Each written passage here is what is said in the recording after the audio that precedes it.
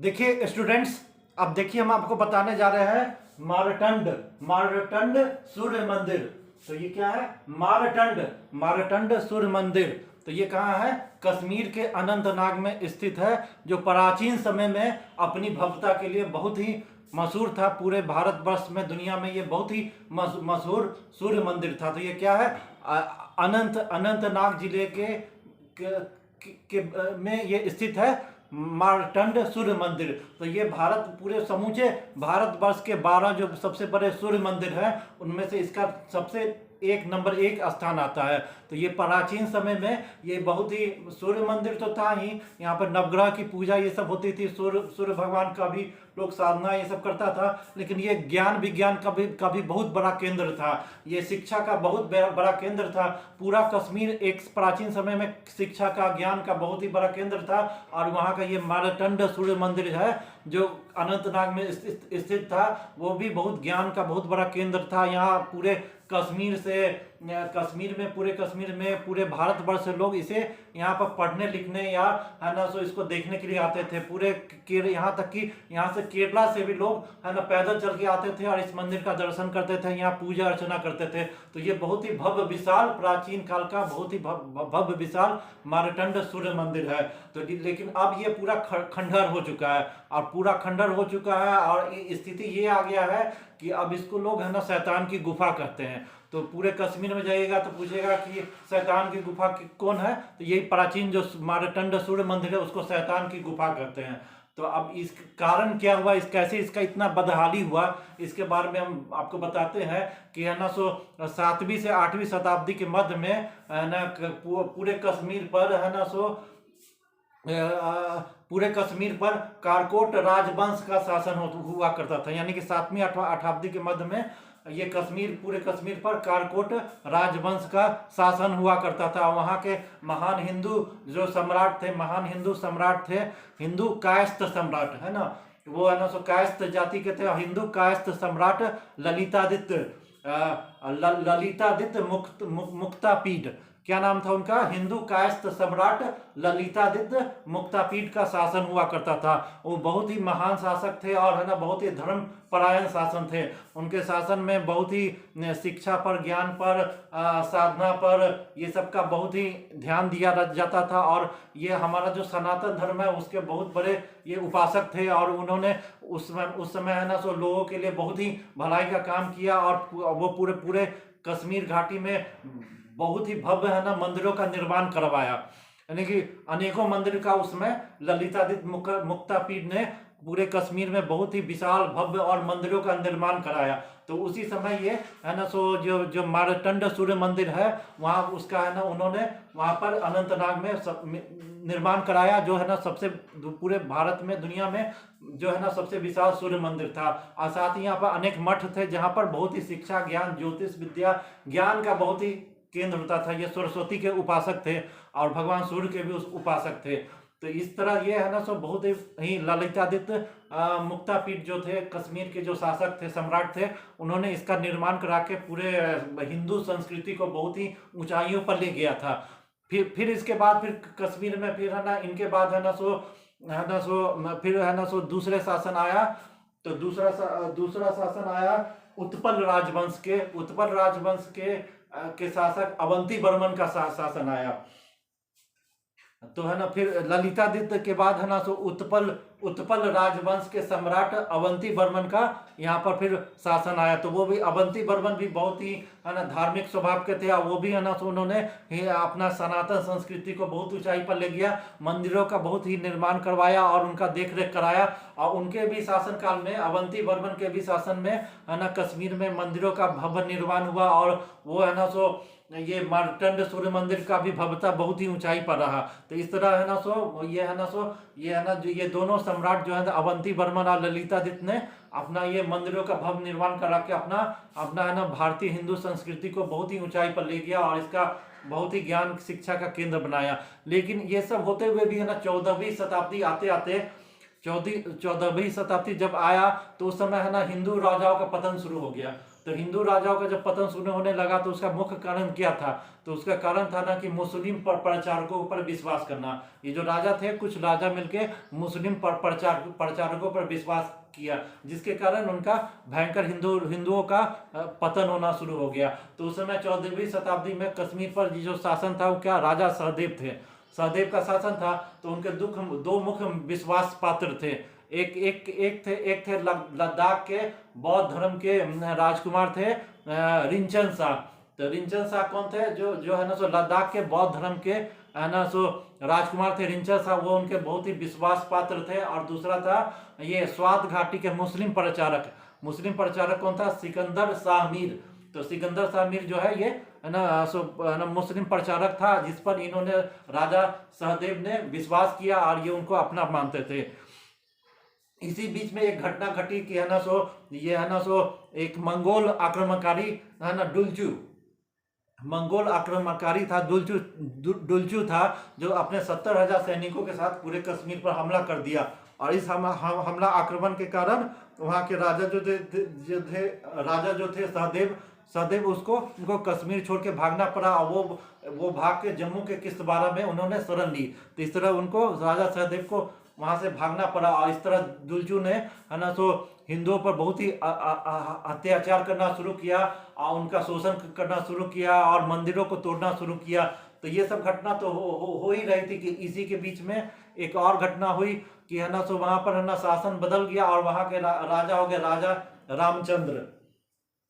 तो रामचंद्र है ना सो उस समय कश्मीर के है ना सो वहां के राजा घोषित हो गए।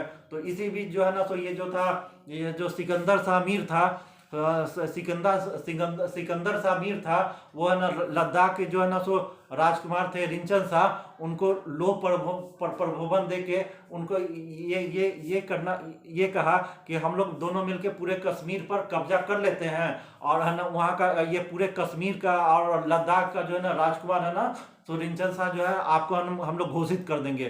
तो इस तरह वो रिंचन शाह सिकंदर शाह मीर जो था मुस्लिम प्रचारक, उसका बात में आके है ना सो राजा रामचंद्र जो राजा थे वहाँ के उस समय, उनका कत्ल करवा के कश्मीर पर शासन कर लिया और वहाँ का राजा बन गया। तो इतना ही राजा ही नहीं बना, उसने है ना सो अपना है ना सो जो पहले जो रिंचन शाह जो बौद्ध धर्म का प्रचार करता था, उसने अपना धर्म भी बदल लिया। धर्म बदल लिया और वहाँ का राजा बन गया और अपना नाम भी बदल लिया।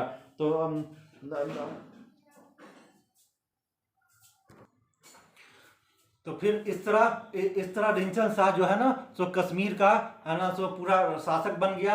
और उसने इतना ही नहीं किया, अपना धर्म परिवर्तन भी करके इस्लाम धर्म अपना लिया। इस्लाम धर्म अपना के अपना नाम रख लिया मलिक सदरुद्दीन। तो ये रिंचन शाह अपना नाम जो है ना भी बदल लिया और नाम रख लिया मलिक सदरुद्दीन। तो ये मलिक सदरुद्दीन कौन था? तो मलिक सदरुद्दीन जो है सो उस तरह कश्मीर का पहला मुस्लिम शासक बन गया। तो आप ये ध्यान रख लीजिए कि पूरे कश्मीर का पहला जो मुस्लिम शासक था वह मलिक सदरुद्दीन था, जिसका जब पुराना नाम है ना सो रिंचन शाह था, जो बौद्ध धर्म का प्रचारक करता था, बाद में मुस्लिम धर्म अपना लिया। तो इस तरह जो है इसके बाद क्या घटना ये घटी कि है ना सो ये जो है ना सो ये जो मुस्लिम प्रचारक था सिकंदर शाह मीर, इसके बाद है ना सो क्या किया, एक और षड्यंत्र रचा और उसने ये एक षड्यंत्र रच के ये है ना सो मलिक सदरुद्दीन जो था रिंचन शाह, उसका भी कत्ल करवा दिया और उसका कत्ल करवा के खुद है ना वहाँ का पूरे कश्मीर का है ना राजा बन गया। तो इसलिए वहाँ का दूसरा राजा जो है ना मुस्लिम शासक बन गया, सिकंदर शाह मीर है ना सो वहाँ का दूसरा मुस्लिम शासक बन गया। और इस तरह आने वाले समय में अनेक सालों तक ये सिकंदर शाह मीर का ही है ना वंशज ने पूरे कश्मीर पर शासन किया, हिंदुओं पर अत्याचार करना शुरू किया, उसका धर्म परिवर्तन और है ना मंदिरों को तोड़ना, ये सब करना स्टार्ट कर दिया। और है ना सो इस तरह से ये है ना सो ये घटना अभी तक ये घटी। अब इसके बाद क्या हुआ सो हम आपको बता रहे हैं। अब इसके बाद अब इन सब चीजों के बाद आगे का घटना ये हुआ कि है ना सो 1417 में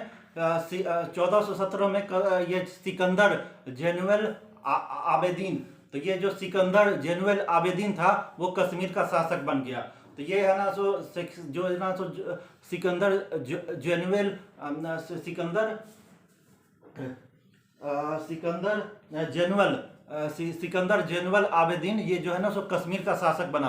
तो ये कश्मीर का जब शासक बना तो इसको बुद्ध सिकन उपाधि दिया गया। पूरे कश्मीर इसको बुद्ध सिकन उपाधि दिया गया, इसीलिए इसको उपाधि बुद्ध सिकन दिया गया कि क्योंकि ये मूर्तिक भंजक था। ये है ना सो बुतो मंदिर में मूर्तियों पर विश्वास नहीं करता था, अनेकों मंदिर का इसने विध्वंस किया। तो ये है ना सो ये जब भी है ना सो सिकंदर जैनुअल आबेदीन जो 1417 ईस्वी में वहाँ का कश्मीर का शासक बना, तो उसने फरमान सुनाया, 3 फरमान सुनाया लोगों को, 3 फरमान सुनाया। तो ये क्या था, तो या तो अपना धर्म पर परिवर्तन करवा लो। ये हिंदुओं को 3 फरमान सुनाया कि या तो तुम है ना धर्म परिवर्तन करवा के है ना इस्लाम कबूल कर लो, और नहीं तो फिर है ना सो कश्मीर छोड़ के भाग जाओ।